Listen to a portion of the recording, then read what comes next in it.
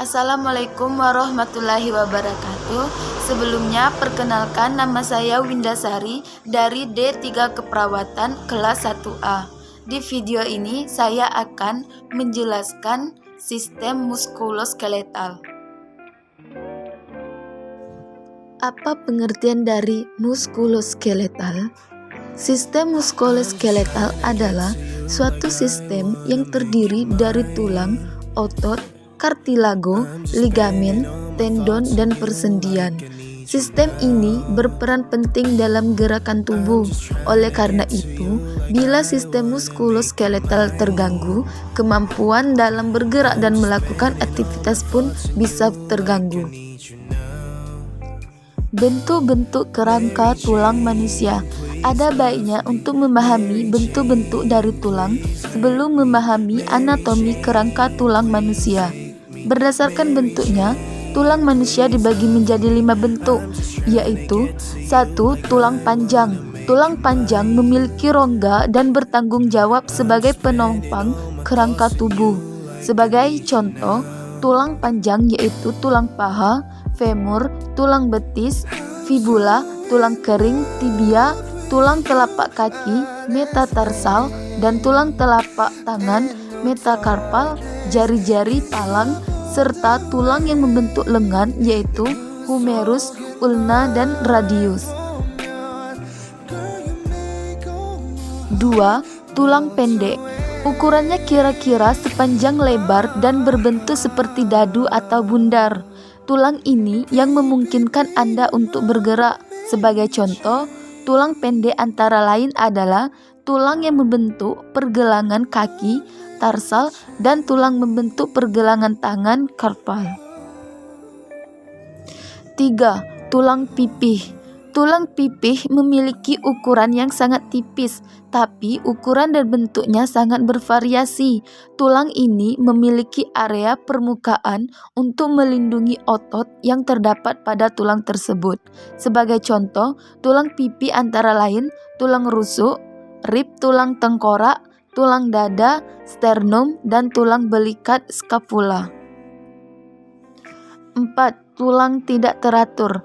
Tulang tidak teratur memiliki bentuk yang tidak sesuai dengan tulang panjang, pendek, atau pipi. Sebagai contoh tulang ini adalah tulang belakang, vertebrae, tulang sacrum, tulang ekor, serta sebagian tulang yang membentuk wajah seperti tulang baji, tulang pipi, dan tulang ethmoid. 5. Tulang sesamoid. Tulang sesamoid adalah tulang yang tertanam di tendon atau jaringan ikat yang menghubungkan jaringan otot dengan tulang. Tulang bulat kecil ini umumnya ditemukan di tendon tangan, lutut, dan kaki. Tulang sesamoid berfungsi untuk melindungi tendon dari tekanan pada sendi dan meningkatkan efisiensi sendi. Salah satu contoh tulang ini adalah tempurung lutut atau patella.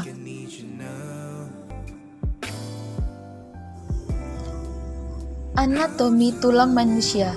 Anatomi kerangka tulang manusia dibagi menjadi 2 kelompok, yaitu aksial dan apendikular. Tulang aksial. Tulang aksial mencakup semua tulang sepanjang tubuh, termasuk kerangka tengkorak yang meliputi tulang tengkorak dan kerangka wajah. 1. Tulang tengkorak. Perhatikan dengan baik-baik pada tulang tengkorak bagian kepala. Tengkorak melindungi bagian terpenting dari seluruh otak. Tengkorak sebenarnya terdiri dari tulang yang berbeda. Beberapa tulang ini melindungi otak Anda, sementara yang lain membentuk struktur wajah Anda. Tulang tengkorak terdiri dari tulang dahi, frontal, tulang ubun-ubun atau parietal, tulang pelipis atau temporal, dan tulang pembentuk wajah, yaitu tulang pipi, tulang baji, tulang rahang bawah atau mandibula, tulang rahang atas atau maksila, tulang air mata atau lakrimal, dan tulang hidung atau nasal. 2. Tulang belakang. atau vertebral column. Kerangka tulang belakang manusia memiliki 33 ruas tulang, yaitu terbagi menjadi 5 ruas, yaitu 7 tulang leher, 12 tulang dada, 5 tulang punggung bawah, 5 tulang sacrum, dan 4 tulang ekor.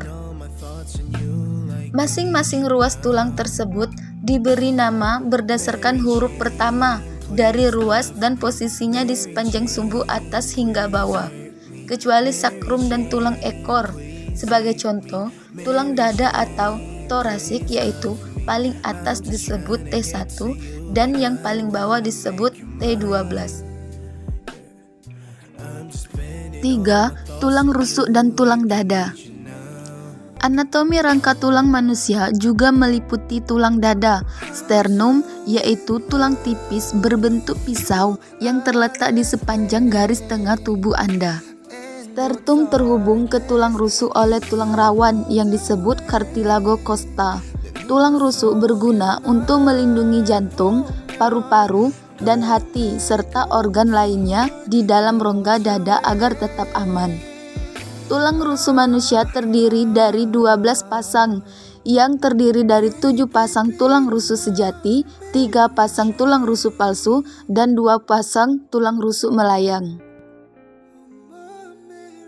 Tulang apendikular. Sementara itu, anatomi kerangka manusia, bagian apendikular mencakup semua tulang yang membentuk tungkai atas, tungkai bawah, bahu, dan panggul dan menghubungkan dengan bagian aksial. Perhatikan gambar dengan saksama. 1. Tulang tangan.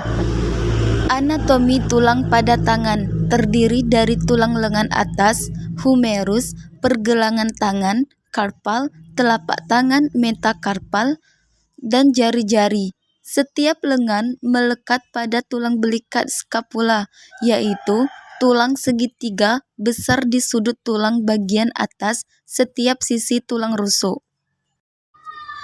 Humerus terletak tepat di atas siku Anda. Lalu di bawah siku terdapat 2 tulang, yaitu radius dan ulna. Masing-masing berbentuk lebar pada bagian ujung dan tipis pada bagian tengah. Hal ini untuk memberikan kekuatan ketika bertemu tulang lain. Pada ujung jari-jari dan ulna terdapat 8 tulang kecil yang membentuk pergelangan tangan Anda. Pada telapak tangan terdapat 5 tulang.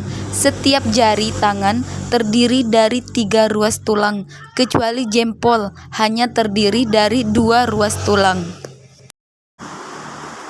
2. Tulang panggul. Anatomi tulang kaki akan melekat pada sekelompok tulang panggul yang berbentuk mangkuk yang menopang tulang belakang. Tulang panggul terdiri dari tulang panggul kanan dan kiri yang setiap sisinya merupakan perpaduan dari 3 tulang yang besar, pipi dan tidak teratur, ilium, isium, dan pubis.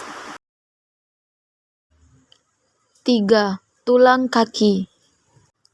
Tulang kaki juga bagian dari anatomi kerangka tulang manusia yang berfungsi untuk menopang berat tubuh sehingga Anda bisa berdiri dan berjalan dengan tegak. Tulang kaki dimulai dari panggul hingga lutut, dinamakan tulang paha atau femur. Ini adalah tulang terpanjang di tubuh manusia. Tulang paha ini menempel pada tulang panggul.